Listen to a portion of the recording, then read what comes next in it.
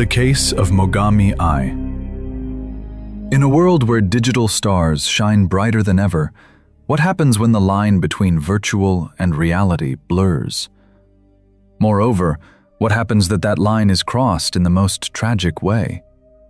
What if the very platform that connects millions becomes a stage for danger or a call for chilling murder?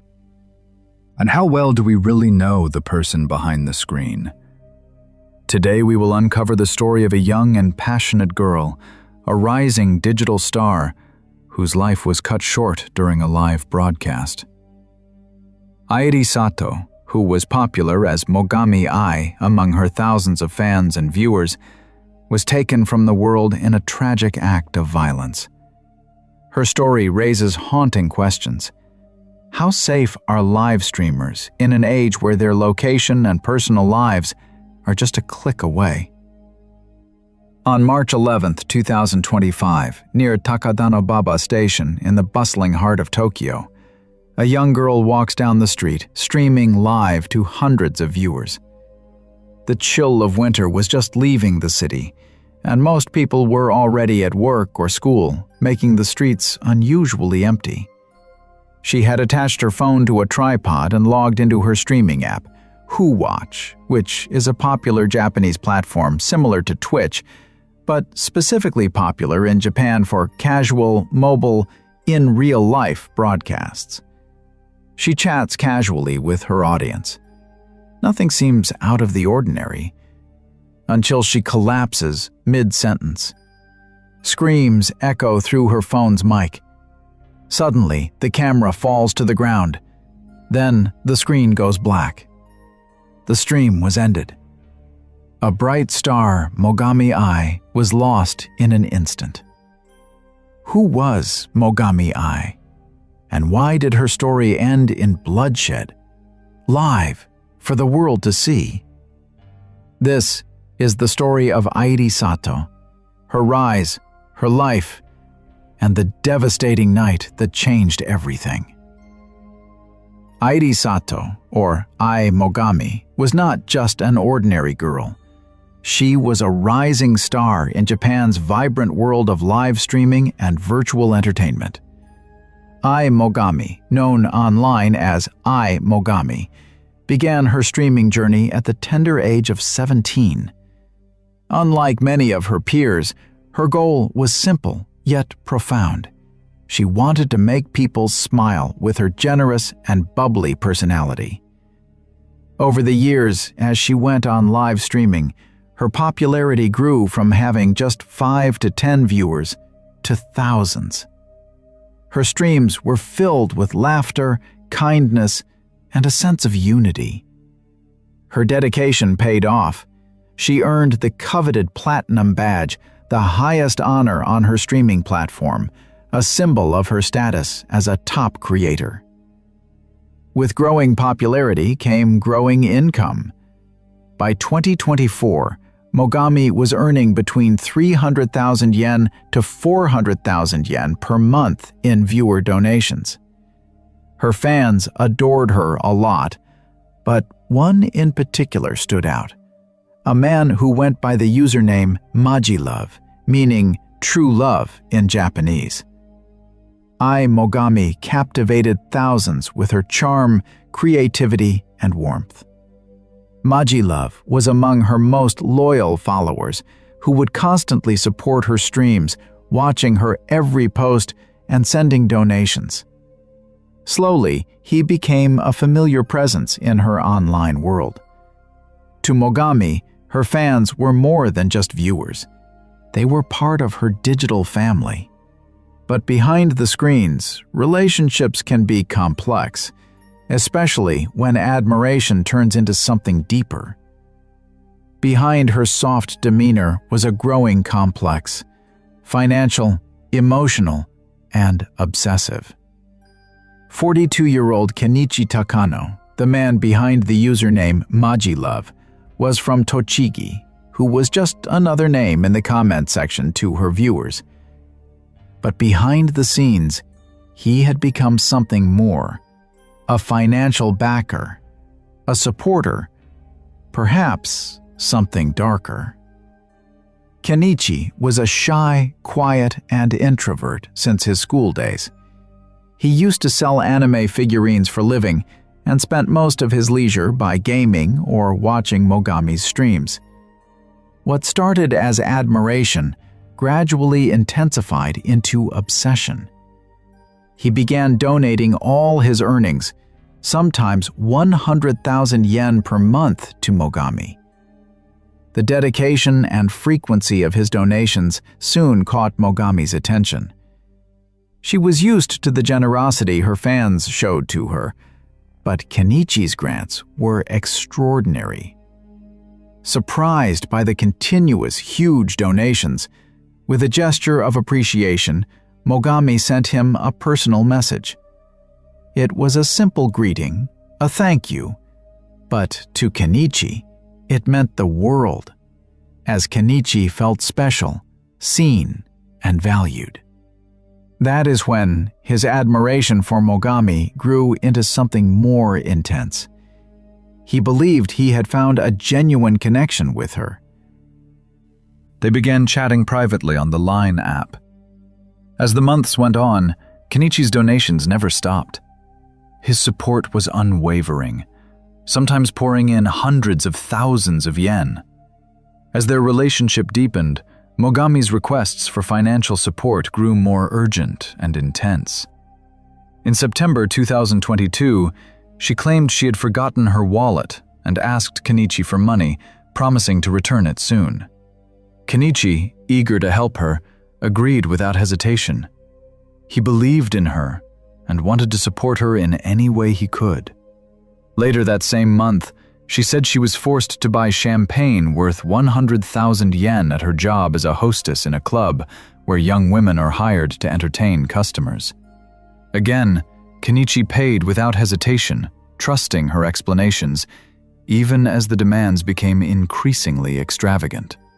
As time passed, her excuses grew more desperate, designed to evoke sympathy and prompt more support. Despite knowing Kenichi's limited income, his savings of 1.5 million yen, which he had worked hard to accumulate, Mogami allegedly urged him to take loans, even from dangerous loan sharks, to sustain her needs. Driven by his desire to help her, Kenichi burned through his savings, took out multiple loans, and sank deeper into debt. The time arrived when all he could afford to eat daily was rice and a bowl of soup. Even after knowing Kenichi's hardship, Mogami never acknowledged to return or give a single penny to him. In early 2023, overwhelmed by betrayal and desperation, Kenichi finally took legal action just for 2.5 million yen he had lent Mogami. He won the case, after which Mogami was ordered to return his money back by the court. However, Mogami never showed up aftermath, leaving him spiraling deeper into despair. Instead, she blocked Kenichi in social platforms and disappeared from his life, like she never existed. On the other side of digital world, she was flaunting her lavish lifestyle, living in luxury, traveling the world with her boyfriend, indulging in fine food.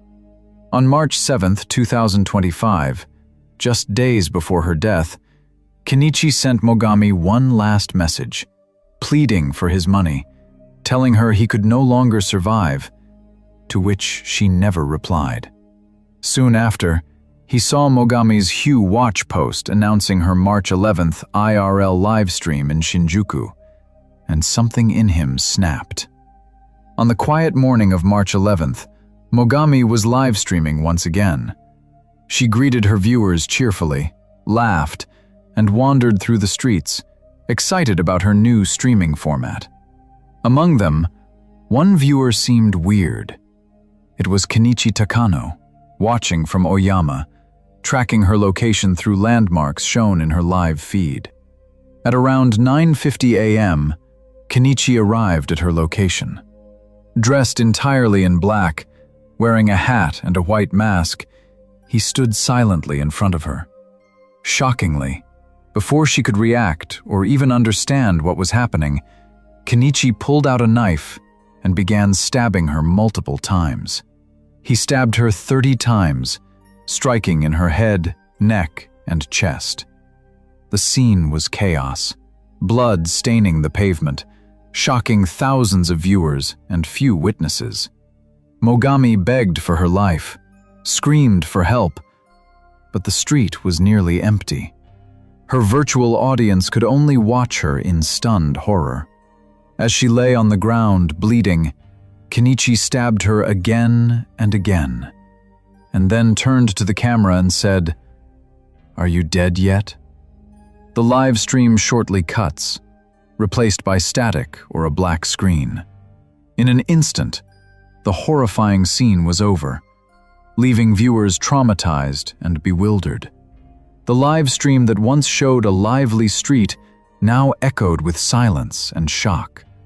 Witnesses and passers-by heard Mogami's screams and hurried toward the scene. She was then taken to a nearby hospital, but she never woke up. After creating such horrifying scene too, Kenichi didn't flee. He stood calmly, watching as the authorities arrived. Near his feet, the bloody knife lay discarded. The same day, police arrested Kenichi Takano at the scene. When questioned, Kenichi confessed without hesitation, repeating only one phrase: "Things weren't going well between us. She didn't return my money." Initially, Kenichi claimed he didn't intend to kill her, only to confront her. But this wasn't a crime of passion. He brought weapons. He followed her in public. He waited until she was live, ensuring the audience. The police took the case as premeditated murder. In Japan, civil rulings like the one Kenichi received, ordering repayment, don't come with enforcement powers. If the debtor ignores it, you must file for asset seizure separately, and even then, it's a slow process. Frustrated by delays, consumed by obsession, and convinced that Mogami had betrayed him, Kenichi took matters into his own hands. The Japanese public was initially outraged after the incident, mourning Mogami's death as a tragic loss.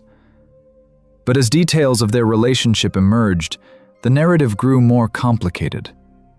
Airi Sato was just 22, bright, kind, caught between dreams and survival, between fame and danger. She didn't die in silence. She died live, in front of an audience, a chilling reminder of how unsafe the digital stage can become. Since her murder, platforms like HuWatch have come under pressure to improve safety measures. Discussions are underway in Japan about influencer protection laws, anti-stalking tech, and financial transparency between streamers and supporters. But none of this can bring Mogami back. Kenichi claimed his motive was rooted in a financial dispute with Mogami. Initially, it was revealed that Mogami had manipulated and exploited Kenichi financially, feeding his hopes, then abandoning him when he was most vulnerable.